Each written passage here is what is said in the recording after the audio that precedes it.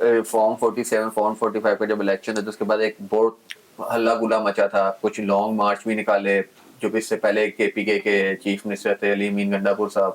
تو اس وقت بھی بڑے سخت ہارڈ کور سٹانس میڈیا میں دیے جاتے تھے اسٹیبلشمنٹ کی طرف سے بھی اور سی ایم کے پی کے کی طرف سے بھی.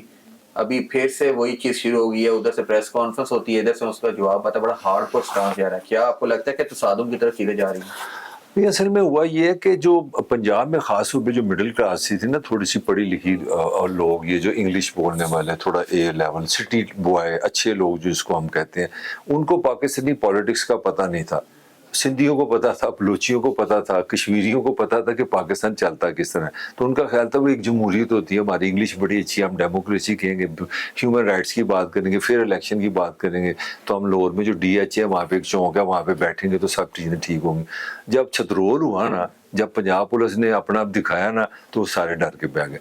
پروگرام ان کا یہی تھا رجسٹ کرنے کا, بھئی جو مار پیپلز پارٹی نے کھائی ہے نا ضیاء سے, وہ ان کی سکت نہیں. میں تو بھی لنک کر رہا ہوں پنجاب کو چھوڑ کے, میں ادھر ہی آنے لگا ہوں نا, ہیٹ آتی ہے وہاں سے. میں وہی کہنے لگا ہوں کہ الیکشن کے بعد یہ مووی نہیں بنا سکے, مطلب جس کی پالیسی کسی نے ایسے بنی انہوں کہ ایک میک اپ والی کا فارمولا لوگ کٹو تو ایک باری رج کے انا عمران خان کا فیلئر تھا جو اس نے سی ایم چوز کیا, اس کا فیلئر تھا.